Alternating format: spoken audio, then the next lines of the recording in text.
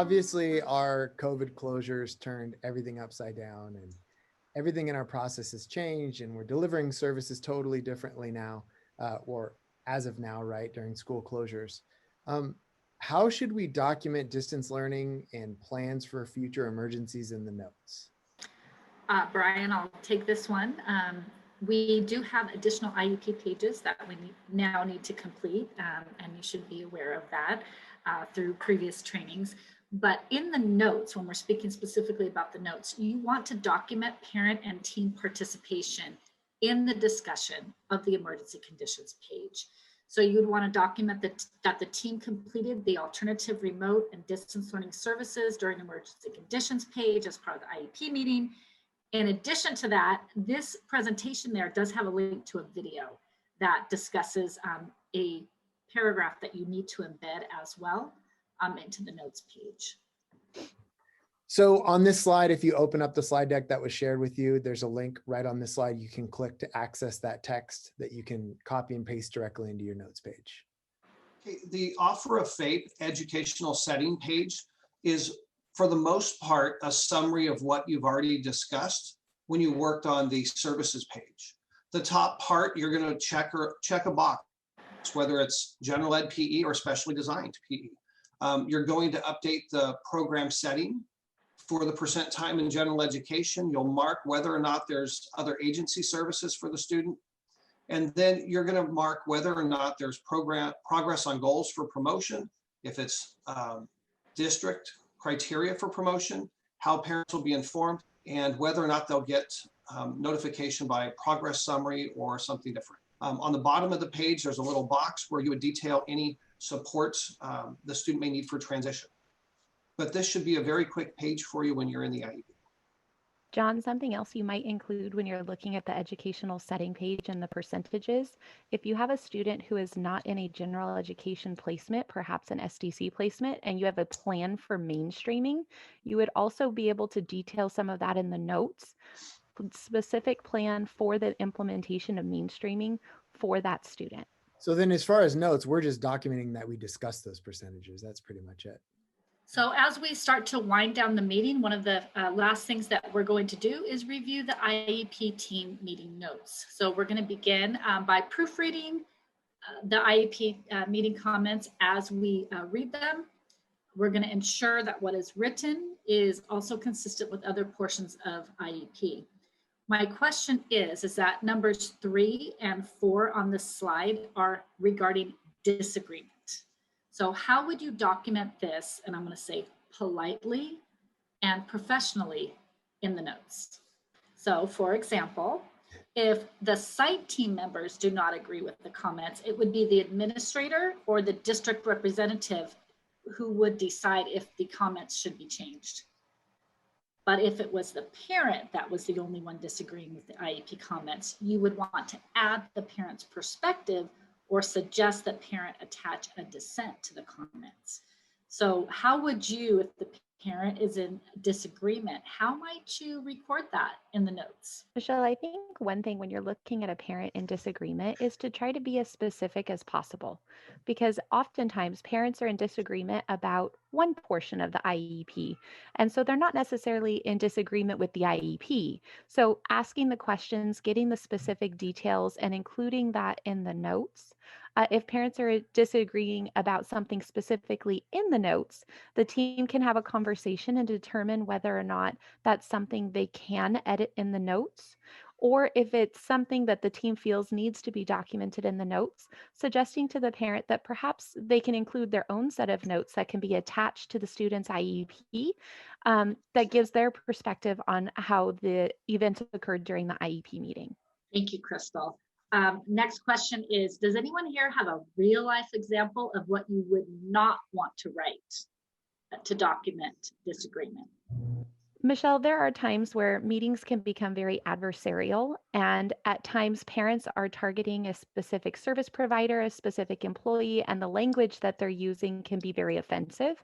I don't think they intend that way, but they're very passionate about what they're discussing with the IEP team. It's their child. We want to be sensitive in the notes when we're documenting those kinds of conversations to incorporate what the team is directing the parent to. So if there's a concern about an employee, directing them to the right processes for that. If the language in the meeting is not necessarily as professional or appropriate as the team would like, we can say that the team took a break to allow all team members to refocus and come back focused on the student's needs and for student success.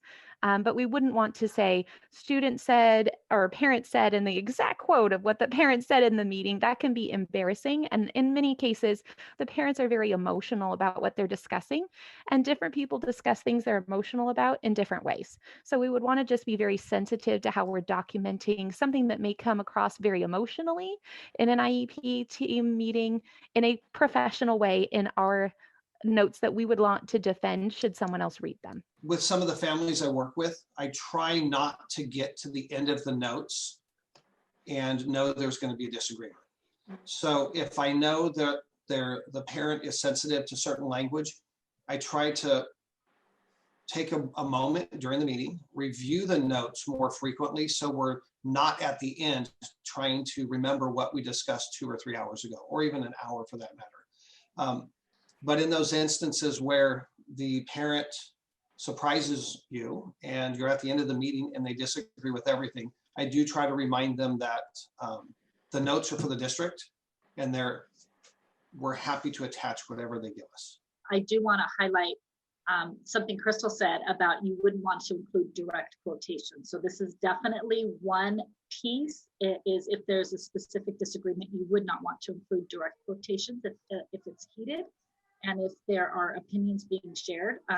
So you may want to instead paraphrase and say parent believes, parent feels, something along those lines, and rephrase. I may have shared this story, but there was one IEP that I was in where things really did get quite heated. And parents were making all kinds of accusations and using very colorful language to describe one of our administrators who was there in the meeting, by the way. So it was a very awkward situation.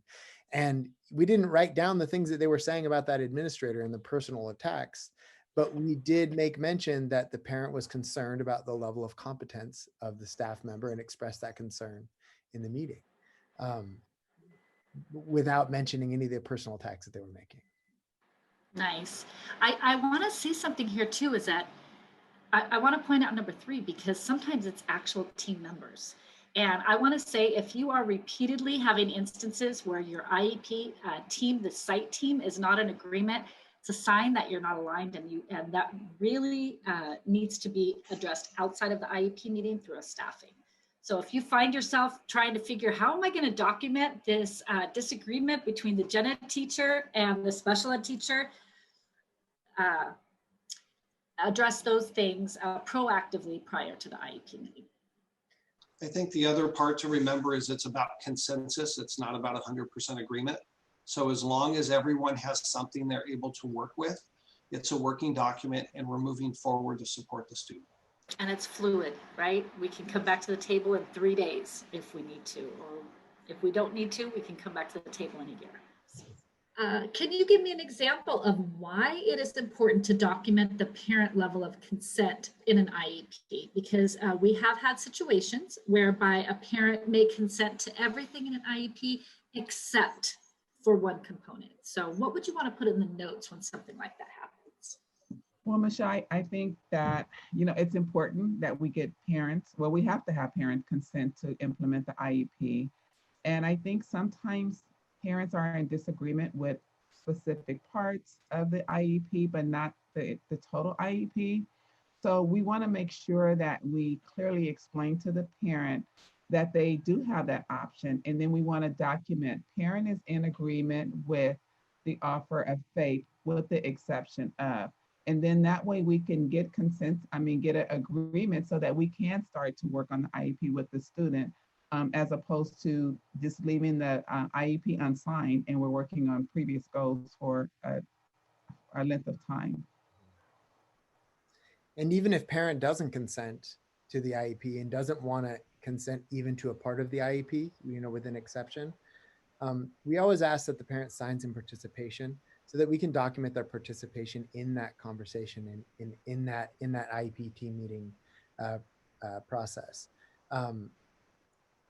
I also try to document in the notes page, if a parent is not consenting, that they did sign in participation as well. I've had parents in the past who have declined even signing in participation, but we do document in the notes page that they did participate in the meeting. So at least we have some evidence that there was participation and inclusion of their ideas and opinions. And I know we're not going into procedural on this tape, but I do want to say very quickly, if that happens and you document they are in agreement with the exception of, that you come back to the IEP table to address those concerns within the next 30 days. As a team, we would like to thank you very much for your time in reviewing this important information that we have shared. And I also want to thank the additional members of the team for collaborating with me on this presentation. I'm glad that we are able to get this out.